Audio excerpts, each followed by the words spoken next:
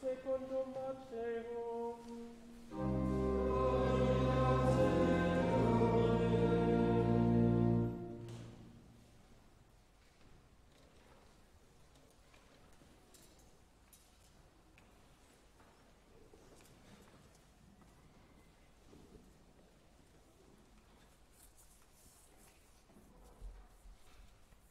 En ce temps-là, Jean, dans sa prison, entendit parler des œuvres du Christ, et il envoya 2 de ses disciples lui demander « Es-tu celui qui doit venir, ou devons-nous en attendre un autre ?»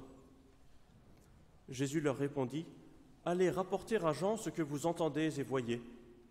Les aveugles voient, les estropiés marchent, les lépreux sont purifiés, les sourds entendent, les morts ressuscitent, et la bonne nouvelle est annoncée aux pauvres.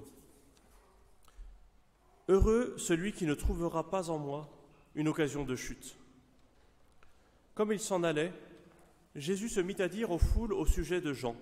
« Qu'êtes-vous allés voir dans le désert? Un roseau agité par le vent? Alors, qu'êtes-vous allés voir? Un homme aux habits somptueux? Mais ceux qui portent des habits somptueux sont dans les palais des rois. Alors, qu'êtes-vous allés voir? Un prophète? Oui, je vous le dis, et mieux qu'un prophète.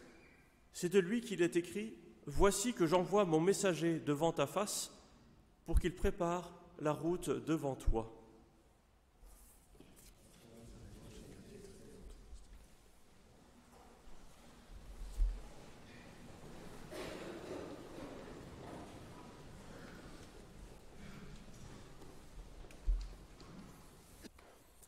Au nom du Père et du Fils et du Saint-Esprit, ainsi soit-il.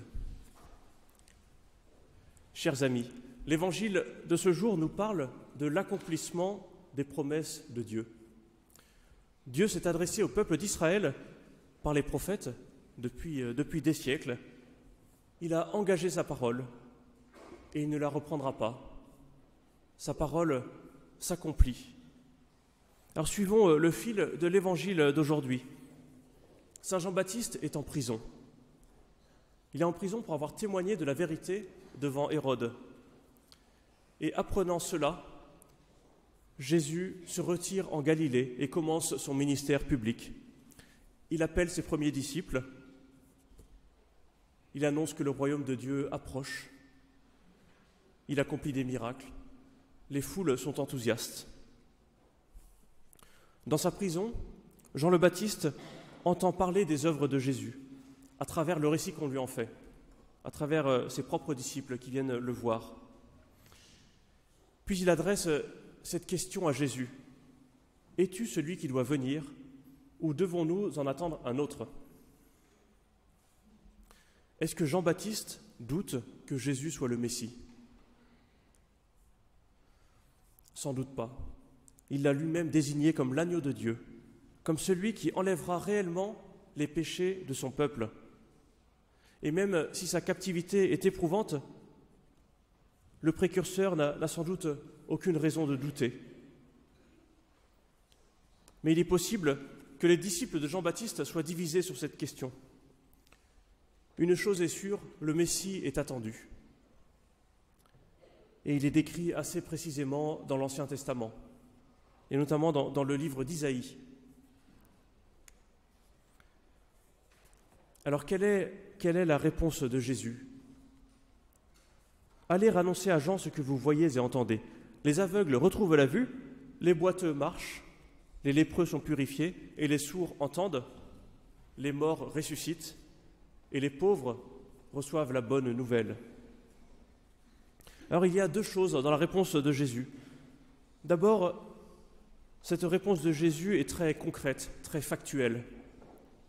Il ne s'embarrasse pas d'un discours théorique, mais il annonce le bien qu'il fait, soit lui-même, soit par ses disciples en son nom. Des guérisons, des purifications, même des résurrections. Il annonce cette joie que les pauvres reçoivent. Jésus agit avec la puissance de Dieu. Et dans notre vie également, le Seigneur nous invite à voir et à entendre avec le cœur à quel point il agit, et cela de multiples manières. Mais une des manières que le Seigneur a d'agir dans notre vie passe par le bien que nous faisons. La bonté du Seigneur rayonne à travers les bonnes œuvres que nous pouvons accomplir dans la charité. Et parfois, il en faut peu. Un simple sourire qui peut rendre heureux une personne, un petit service, une parole bienveillante. Dieu est la bonté même, et il veut nous faire participer à cette bonté qui déborde, qui tend à se répandre. Et Saint Joseph et Notre-Dame doivent être en cela nos modèles. Cheminons avec eux jusqu'à Bethléem au cours de cet Avent. Cheminons avec eux dans leur chemin vers le recensement et observons tout le bien qui se fait à leur passage, alors même que leur situation est difficile, imprévisible. Certainement, ils n'étaient pas les seuls à se rendre au recensement à Bethléem. Chacun rejoignait sa ville et beaucoup de familles, sans doute, vivaient des situations difficiles comme eux. Et donc, contemplons dans notre prière l'exemple de la Sainte Famille. Alors voilà, donc Jésus, d'abord, dans sa réponse, nous donne des éléments observables, des éléments assez concrets. Ensuite, sa réponse à Saint Jean-Baptiste, aux disciples de Saint Jean-Baptiste, est aussi une citation du prophète Isaïe. Dieu tient sa promesse, et Jésus correspond à la description du Messie attendu. Et cela doit faire grandir en nous la confiance en Dieu. Rien ne peut nous séparer de son amour. Oui, nous sommes faillibles et nous avons des inclinations mauvaises que nous combattons. Mais Dieu, de son côté, ne nous laisse jamais livrer à nous-mêmes. Alors, appuyons-nous sur le trésor des sacrements. Ce temps d'Avent peut être propice à un renouvellement de notre ferveur eucharistique. Ayons faim de Jésus Eucharistie. Soyons heureux qu'il s'abaisse dans la plus grande pauvreté, jusqu'à se faire nourriture, afin de rejoindre vraiment chacun de nous, là où nous en sommes. Dans la collecte au début de cette messe, nous avons adressé au Seigneur une supplication pleine de ferveur. Nous pourrions la traduire ainsi: « Réveillez, Seigneur, nos cœurs pour préparer la route à votre Fils unique, afin que sa venue nous permette de vous servir avec une âme plus pure. » Bien, chers amis, que cette Eucharistie, que cette messe renouvelle nos cœurs, afin de servir Jésus avec un amour toujours plus grand, toujours plus débordant. Au nom du Père et du Fils et du Saint-Esprit, ainsi soit-il.